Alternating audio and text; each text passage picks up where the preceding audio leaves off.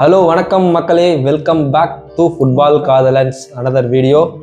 நம்ம கண்டென்ட்ல வந்து இன்னைக்கு புதுசாக ஒரு நண்பர் ஜாயின் பண்ணியிருக்காரு. யுனைட்டோடைய ஒரு டைஹார்ட் ஃபேன்னே சொல்லலாம். ஸோ நம்மளுடைய வீடியோவுக்கு ஜாயின் பண்ணியிருக்காரு. வணக்கம். எஸ், வணக்கம். வணக்கம். கால்பந்து கலவரன்ற ஒரு சீரீஸ் ஒன்று ஆரம்பிச்சிருக்கோம், வீக்லி எபிசோட் மாதிரி. ஸோ இந்த வாரம் வந்து என்னென்ன ஃபுட்பால் என்ன நடந்துச்சு, எம்எல்ஏ எல்லாத்தையும் பார்க்கலாம். Manchester United versus Manchester city. சொல்லுங்க, உங்க அணியை பத்தி பெருமையா சொல்லுங்க. ஆல்ரெடி வந்து 2-0 ஜெயிச்சிருக்காங்கல்ல, அதை பத்தி சொல்லுங்க. நீங்க ரொம்ப மகிழ்ச்சியா இருக்குது. 2-0ங்கிறது சிட்டிக்கு அகைன்ஸ்டா வந்து அது வந்து ஒரு பெரிய விக்டரி, அதுவும் டாமினேட்டட் விக்டரி. அது சும்மா இல்லை, ஹிஸ்டரியில பதிக்கக்கூடிய விக்டரி. அது பயங்கரமான மேட்சா இருந்தது. யுனைடெட் அதுவும் கேரிக்கோட இதெல்லாம் பின்னி பரல எடுத்துட்டாங்க. சூப்பரான டாமினேட் பிளே. லாஸ்ட் வீக் ரொம்ப ஹாப்பியானாச்சு, சூப்பராக போச்சு. ஆனால் நல்ல கேம். நான் வந்து ஒரு நியூட்ரலாக பார்த்தப்ப எப்படி இருந்துச்சுன்னா, எப்படி இருந்தாலும் சொட்ட தாத்தா வந்துடுவார், நம்மளை போட்டு செஞ்சிருவார் அப்படின்னு தான் நான் ஒரு வீடியோவும் போட்டேன் யுனைடெட் சப்போர்ட் பண்ணி. ஆனால் அப்படி அன்றைக்கி நடந்தது தான் வேற. தாத்தாவை நம்ம செஞ்சுட்டோம் ஐஸ், அவ்வளோதான், வேற ஒன்றுமே கிடையாது. தாத்தா வந்தார், கையை இப்படி வச்சுட்டு உட்காந்துட்டு இருக்காரு. அந்த டிக்கி டாக்கா போட தாத்தாக்கே டிக்கி டாக்கா சொல்லி கொடுத்துட்டாங்க. நல்லா இருந்துச்சு அந்த மேட்ச். டாக்டிக்காக பார்க்கும்போது எப்பயுமே வந்து பெப் வந்து தோக்குற டைம்ல இருந்தாருன்னா அது சப்ளை பண்ண மாட்டார். ஆமாம், அவர் எப்பயுமே பண்ண மாட்டார். ஆனால் அவன் அன்னைக்கே அவனை 70 நிமிஷத்துலேயே சம்திங் 70th மினிட்ல தான் எடுத்துட்டாரு. அவனை எடுத்துட்டு வேற ஏதோ டாக்டிக் பண்ணாரு. பட் ஆனால் அந்த மைக்கேல் காரிக்கோட பால்ல எதுவுமே செட் ஆகலை தாத்தாவுக்கு. அன்னைக்கு அவர் ஒரு நாள் இல்லாம போச்சு. அது இருந்தாலும் தெரியும், எப்பவுமே மேட்சஸ் ரெட்டு தான் எப்பயுமே.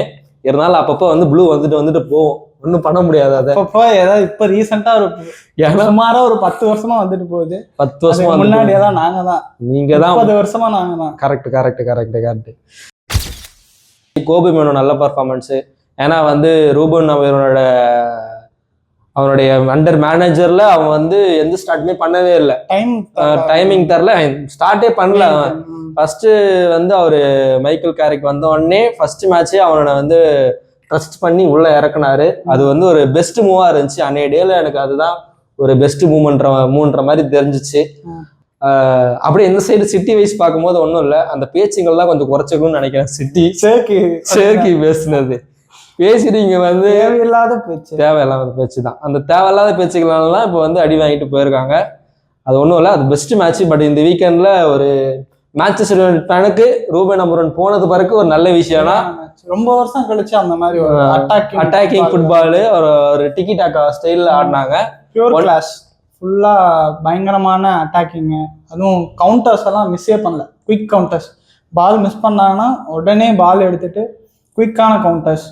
டைமிங் கொஞ்சம் கூட டைமிங் இல்லை, டைம்ல கரெக்டாக கவுண்டர் பண்ணாங்க. லாங் பால்ஸ் பயங்கரமா கனெக்ட் ஆச்சு. யுனைடெட் ஆனால் 2-3 ஆஃப் சைட் போச்சு, இருந்தாலும் லாங் பால்ஸ் வந்து சூப்பரா கனெக்ட். ஆனா அப்படி உண்மையே சொல்ல போனோம்னா அன்னைக்கு தாத்தா தப்பிச்சிட்டாரு.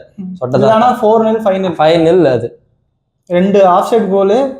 அது போக டொனருமாவோட நிறைய சேவ்ஸ் பயங்கரமா சேவ் பண்ணாங்க. கிட்டத்தட்ட 3 கோல் சேவ் பண்ணான். ஓகே 3 கோல் தான் சேவ் பண்ணாம இருந்தா நேரம் 6 ரன். பெஸ்ட் மேட்ச், ஒரு நல்ல வீக்கெண்ட் மான்செஸ்டர் யுனைடெட் ஃபேன்ஸுக்கு. பட் இந்த மேட்ச் ஓகே தான், சூப்பரான மேட்ச். சிட்டிக்கு அகைன்ஸ்டா வின் பண்ணது. பட் நெக்ஸ்ட் மேட்ச் இதை விட பயங்கரமான மேட்சா இருக்கும். டேபிள் டாப்பர்ஸ் அப்படி சொல்ல கட்ட ஒரு கோல் போடுறது பெரிய விஷயமா இருக்கும். அந்த அளவுக்கு டிஃபெண்டிங் பண்ணுவாங்க.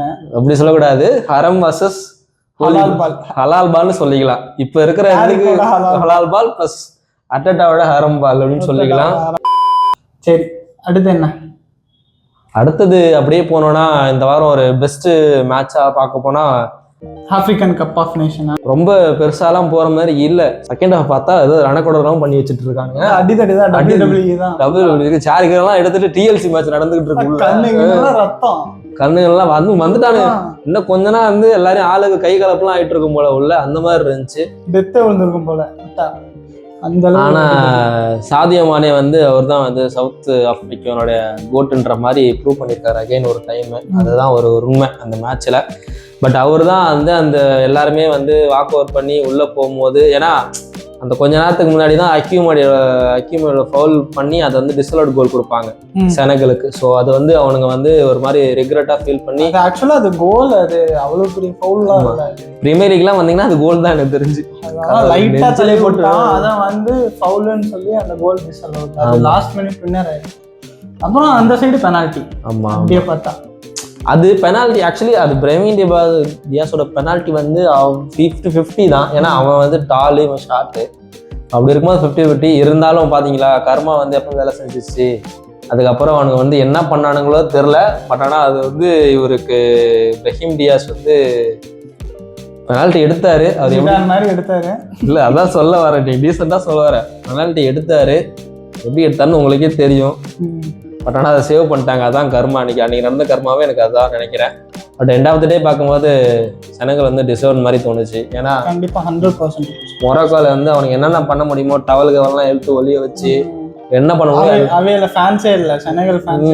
அந்த கோலுக்கு ஒரு காரணம்னா மானே தான். அந்த பேக் ஃபிளிப் ஒன்று பண்ணுவான், ட்ரிபிள் பண்ணிட்டே இருக்கும் போது டக்குனு ஒரு பேக் ஃபிளிப் பண்ணிட்டு போயிடுவான்.